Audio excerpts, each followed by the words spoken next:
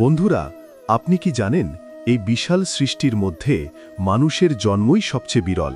শাস্ত্র বলে মানুষকে মানব জন্ম পেতে হলে ৮৪ লক্ষ যোনির মধ্য দিয়ে ঘুরে আসতে হয়। কিন্তু এখন প্রশ্ন হচ্ছে, এই ৮৪ লক্ষ যোনি আসলে কি? হিন্দু ধর্মে এমন একটি বিশ্বাস আছে যে মানুষকে ৮৪ লক্ষ যোনিতে ঘুরে বেড়ানোর পর মানব জন্ম লাভ করতে হয়। কিন্তু আপনি কি জানেন এই ৮৪ লক্ষ যোনি আসলে কি এবং কখন মানুষ এই মানব জন্ম লাভ করে? হিন্দু ধর্মগ্রন্থ বেদ ও পুরাণে সমস্ত যোনি সম্পর্কেই বিশদভাবে বলা হয়েছে। ৮৪ লক্ষ যোনি অর্থাৎ সৃষ্টিতে বিদ্যমান বিভিন্ন প্রকারের জীবজন্তু। এগুলিকে দুই ভাগে ভাগ করা হয়েছে, যার প্রথমটি হল যোজ এবং দ্বিতীয়টি আয়োজিত। এর পাশাপাশি স্থূলভাবে প্রাণীদের ৩ ভাগে ভাগ করা হয়েছে, যাদের মধ্যে আছে জলচর, থলচর ও নভোচর, অর্থাৎ আকাশে বিচরণকারী প্রাণী। বন্ধুগণ, আজ আমরা আপনাদের এই সমস্ত বিষয় সম্পর্কে বিস্তারিতভাবে জানাব। তবে তার আগে আমরা আপনাদের বলে রাখি, যদি আপনি এই ভিডিওটি দেখছেন তাহলে অনুগ্রহ করে একদম শেষ পর্যন্ত দেখবেন, কারণ এটি পদ্মপুরাণের কাহিনী এবং ভগবান শ্রীকৃষ্ণ নিজে বলেছেন যে কোনো মানুষকে কখনোই পদ্মপুরাণের কাহিনী অর্ধেক শুনে ফেলা উচিত নয়। তাই আজ আমি আপনাকে শুধু এটুকুই বলবো, যদি আপনি ভগবান শ্রীকৃষ্ণকে মানেন তবে এই ভিডিওটি শেষ পর্যন্ত অবশ্যই দেখবেন। আর যদি এই ভিডিওটি আপনার ভালো লাগে তবে একবার লাইক করে কমেন্টে জয় শ্রীকৃষ্ণ লিখবেন। তো চলুন শুরু করি আজকের এই জ্ঞানবর্ধক উপস্থাপনাটি। বন্ধুগণ, পদ্মপুরাণ অনুসারে এমনটি বলা হয়েছে যে প্রত্যেক প্রাণী তার কর্ম অনুযায়ী পরবর্তী জন্ম লাভ করে। মানুষের উত্তম কর্মই তাকে এই জন্মচক্র থেকে মুক্তি দিতে পারে। শাস্ত্র অনুযায়ী ৮৪ লক্ষ যোনির মধ্যে মানব যোনিকেই সর্বোচ্চ বা শ্রেষ্ঠ বলা হয়েছে। কিন্তু মানব যোনিকেই কেন সবচেয়ে শ্রেষ্ঠ বলা হয়েছে সেটিও আমরা আপনাকে পরে জানাব। তবে তার আগে বলে রাখি, পদ্মপুরাণের একটি শ্লোকে ৮৪ লক্ষ যোনের বর্ণনা পাওয়া যায়, যার মধ্যে বলা হয়েছে ৯ লক্ষ যোনি জলজ প্রাণীদের, ১০ লক্ষ যোনি আকাশে উড়ন্ত পাখিদের, ৩০ লক্ষ জন স্থলচর প্রাণীদের, ১১ লক্ষ জন কীটপতঙ্গের, ২০ লক্ষ জন বৃক্ষ ও উদ্ভিদের, আর বাকি ৪ লক্ষ যোনি মানুষের। অর্থাৎ মোট মিলিয়ে ৮৪ লক্ষ যোনি বিদ্যমান। তবে বন্ধুগণ, আপনাকে জানিয়ে রাখি যে কোথাও এমন বলা হয়নি যে মানুষ আর কখনো মানুষ জন্ম পায় না, বা ৮৪ লক্ষ যোনের পরেই কেবল মানব জন্ম হয়। জীবন লাভ করা সম্পূর্ণরূপে আমাদের কর্মের ওপর নির্ভর করে। যদি মানুষ সৎকর্ম করে তবে সে স্বর্গ লাভ করে এবং স্বর্গের পথ মোক্ষের দিকে নিয়ে যায়। কিন্তু যদি মানুষ পাপ কর্ম করে তবে সে নরকে যায় এবং তারপর তার কর্ম অনুযায়ী বিভিন্ন যোনিতে জন্ম লাভ করে। বন্ধুগণ, আচার্য চাণক্য ও এক শ্লোকে বলেছেন, নষ্ট হওয়া ধন আবার ফিরে পাওয়া যায়, বিচ্ছিন্ন হওয়া বন্ধু আবার মিলতে পারে, কিন্তু একবার নষ্ট হয়ে গেলে মানব জীবন আর ফিরে পাওয়া যায় না। মানব জন্ম অত্যন্ত বিরল। এর পাশাপাশি রামচরিত মানুষে মানব জীবনের গুরুত্ব বর্ণিত হয়েছে। কিন্তু আপনি কি কখনো ভেবে দেখেছেন মানব জীবন এত বিরল কেন? তাহলে আসুন আমরা আপনাকে বলি। বন্ধুরা, এমনটা এই জন্যই বলা হয়েছে কারণ ৮৪ লক্ষ যোনের মধ্যে কেবল মানুষের কাছেই আছে চিন্তা করার ক্ষমতা, ভালো মন্দ বোঝার বুদ্ধি, পাপ পুণ্যের পার্থক্য করার জ্ঞান, ধর্ম অধর্ম বোঝার শক্তি। কেবল মানুষই আত্মা ও পরমাত্মার উপলব্ধি করতে পারে। কেবল মানুষই এই সংসারের জ্ঞান অর্জন করতে পারে। এখন যদি আপনি আপনার পাপকর্মের কারণে এই মানব জীবন হারিয়ে ফেলেন তবে আপনাকে অন্য যোনিতে জন্ম নিতে হবে, এমন এক যোনি যেখানে চিন্তা বা উপলব্ধির শক্তি নেই। ফলে আপনি যোনির কালচক্রে ক্রমে জড়িয়ে পড়বেন। তাই বলা হয় যে ৮৪ লক্ষ জন অতিক্রম করার পরেই আত্মা মানব যোনি লাভ করে। আর এই হল আত্মার ৮৪ লক্ষ জন অতিক্রমের রহস্য। পদ্মপুরাণে বলা হয়েছে, যখন কোনো আত্মা নির্ধারিত ৮৪ লক্ষ জন পূর্ণ করে এবং তার কর্ম উত্তম হয়, তখন সে পিতৃ বা দেব যোনি লাভ করে।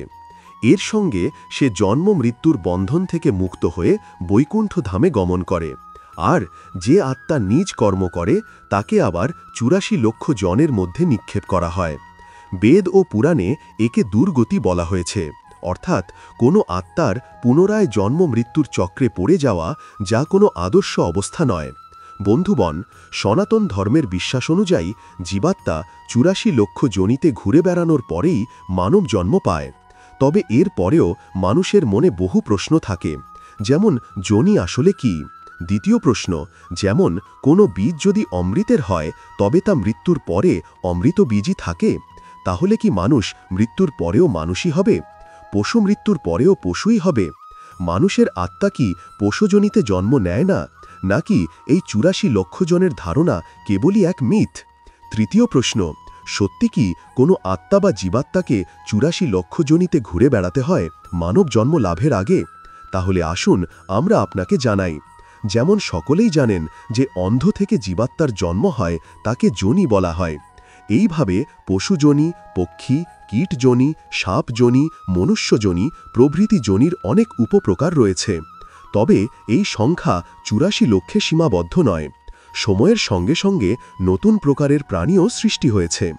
আধুনিক বিজ্ঞানের মতে অ্যামিবা থেকে মানুষ পর্যন্ত বিবর্তনের যাত্রায় প্রায় ১,৪,০০,০০০ প্রজাতি বিদ্যমান। ব্রিটিশ বিজ্ঞানী রবার্ট এর মতে পৃথিবীতে প্রায় ৮৭ লক্ষ প্রজাতি আছে। তার অনুমান অনুসারে কীটপতঙ্গ, পশু, পাখি, উদ্ভিদ, জলচর, স্থলচর সব মিলিয়ে জীবের সংখ্যা প্রায় ৮৭ লক্ষ। সংখ্যায় কিছুটা পার্থক্য থাকলেও গুরুত্বপূর্ণ বিষয় হল হাজার হাজার বছর আগে ঋষি মুনিরা কোনো আধুনিক যন্ত্র বা প্রযুক্তি ছাড়াই জেনে গিয়েছিলেন যে যোনির সংখ্যা প্রায় ৮৪ লক্ষ। গর্ভবিজ্ঞানের মতে বিবর্তনের ধারায় মানুষ প্রথমে এক বিন্দু জীব হিসেবে শুরু হয়। যেমন সমুদ্রের এককোষী জীব পরে বহুকোষী জীব হয়ে ক্রমবিকাশের মাধ্যমে মানব শরীর ধারণ করে। গর্ভাবস্থার অধ্যয়নকারীরা বলেন জীব প্রথমে জরায়ুজ, অন্ডজ, শ্বেদ ও উদ্ভিদ রূপে বিকশিত হয়ে শেষ পর্যন্ত মানুষ রূপে জন্মগ্রহণ করে। মানবজনিতে সাধারণত জীব ৯ মাস ৯ দিনের বিকাশের পর জন্ম নেওয়া শিশুটি গর্ভে সেই সব শরীরের আকৃতি ধারণ করে যেগুলি এই সৃষ্টিতে পাওয়া যায়। গর্ভে শিশুটি বিন্দু থেকে শুরু করে শেষে মানব শিশুর আকার ধারণ করে, অর্থাৎ সে ৮৩ প্রকারের শরীরূপ অতিক্রম করে নিজের মানব রূপে পৌঁছে যায়। যখন শিশুটি জন্ম নেয় তখন প্রথমে সে পিঠের ওপর শুয়ে থাকে, অর্থাৎ কোনো পৃষ্ঠ জন্তুর মতো। এরপর সে বুকের ওপর ঘুমাতে শুরু করে। তারপর সে তার ঘাড় সেইভাবে তোলে যেমন কোনো সাপ বা সরীসৃপ প্রাণী তোলে। এরপর সে ধীরে ধীরে নড়াচড়া করতে শুরু করে। তারপর চতুষ্পদ প্রাণীর মতো হাঁটু ভর দিয়ে হামাগুড়ি দেয় এবং শেষে ভারসাম্য বজায় রেখে মানুষের মতো হাঁটতে শেখে। ভয়, আক্রমণাত্মকতা, চিৎকার করা, নিজের নখ দিয়ে আঁচড়ানো, ঈর্ষা, রাগ, কান্না, চিৎকার এই সমস্ত আচরণ আসলে প্রাণীদের বৈশিষ্ট্য, যা মানুষের মধ্যেও স্বাভাবিকভাবে বিদ্যমান। এগুলি সে ক্রম বিকাশের মাধ্যমে অর্জন করে। শ্রীমদ্ ভাগবত পুরাণ অনুযায়ী বিশ্ব ব্রহ্মাণ্ডের মূল শক্তি সৃষ্টিরূপে প্রকাশিত হয়েছিল এবং এই ধারায় বৃক্ষ, সরীসৃপ, পশু, পাখি, কীটপতঙ্গ, মাছ ইত্যাদি নানা রূপে সৃষ্টির উদ্ভব ঘটে, কিন্তু তখনও সেই চেতনার পূর্ণ প্রকাশ ঘটেনি। তাই মানুষের সৃষ্টি হয় যে সেই মূল তত্ত্ব অর্থাৎ ব্রহ্মের উপলব্ধি করতে সক্ষম। এখন জানি মানুষ মরলে কি মানুষই হয়, আর পশু মরলে কি পশুই হয়। আমরা আপনাকে জানিয়ে রাখি, ক্রমবিকাশের হিন্দু ও বৈজ্ঞানিক উভয় তত্ত্ব থেকেই আমাদের অনেক কিছু শেখার আছে। কিন্তু হিন্দু ধর্ম অনুসারে জীবন এক চক্র। এই চক্র থেকে মুক্তি লাভকেই মোক্ষ বলা হয়। বলা হয় যা উপরে ওঠে একদিন তাকে নিচেও নামতে হয়, কিন্তু এটি নির্ভর করে আত্মার যোগ্যতা ও তার জীবন সংগ্রামের ওপর। যদি এটা ধরে নেওয়া হয় যে পশুর আত্মা কেবল পশুই হয় আর মানুষের আত্মা কেবল মানুষ, তাহলে কোনো পশুর আত্মা কখনো মানুষ হতে পারবে না, কোনো কীটের আত্মা কখনো পশু হতে পারবে না। এমনটা মানলে গৌতম বুদ্ধের জাতক কাহিনীগুলি অর্থাৎ তার পূর্বজন্মের গল্পগুলো মিথ্যে হয়ে যাবে। তেমনি অনেক ঋষিমুনি ছিলেন যারা তাদের পূর্বজন্মে হাতি, ঘোড়া কিংবা রাজহংস ছিলেন বলে উল্লেখ করেছেন। সুতরাং যদি কেউ বলে যে মানুষের আত্মা কেবল মানুষ রূপেই জন্ম নেয় আর পশু বা পাখির আত্মা কেবল পশু পাখি হয়, তবে তারা মূলত ভুল। হয়তো তারা ধর্ম সম্পর্কে গভীর জ্ঞান রাখেন না। বন্ধুগণ, আসলে এই প্রশ্নের উত্তর বুঝতে হলে আমাদের কর্ম, অনুভূতি, সুখ, দুঃখ ও চিন্তার ভিত্তিতে আত্মার গতিগুলি বুঝতে হবে। সাধারণভাবে 3 প্রকার গতি থাকে: ঊর্ধ্বগতি, স্থির গতি এবং অধোগতি। প্রত্যেক জীবের এই 3 রকম গতি থাকতে পারে। যদি কোনো মানুষের আত্মা মৃত্যুর পর ঊর্ধ্বগতি অর্জন করে তবে সে দেবলোকের দিকে গমন করে। স্থির গতি মানে সে পুনরায় মানুষরূপে জন্ম নিয়ে আগের কর্মগুলো আবারও সম্পন্ন করবে। অধোগতি মানে সে সম্ভবত মানুষ রূপ থেকে নিচে নেমে কোনো পশুজনিতে জন্ম নেবে, অথবা তার পতন আরও গভীর হলে আরও নিম্ন জনিতে যেতে পারে। অর্থাৎ নিচে পড়ে কোথায় থামবে তা বলা যায় না।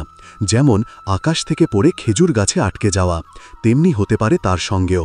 তাই বলা হয় মানুষজনী অত্যন্ত বিরল এবং একে খুব যত্ন করে রক্ষা করতে হবে, অন্তত স্থির গতিতে থাকা উচিত। বন্ধুরা, ৮৪ লক্ষ জনের সংখ্যা যদিও বিভিন্ন পুরাণে কিছুটা পার্থক্য নিয়ে বর্ণিত হয়েছে, তবুও এর মূল তত্ত্ব একটাই। প্রত্যেক জীবের মধ্যেই সেই এক পরমাত্মারই প্রকাশ ঘটে। বহু আচার্য এই যোনিগুলিকে 2টি ভাগে ভাগ করেছেন।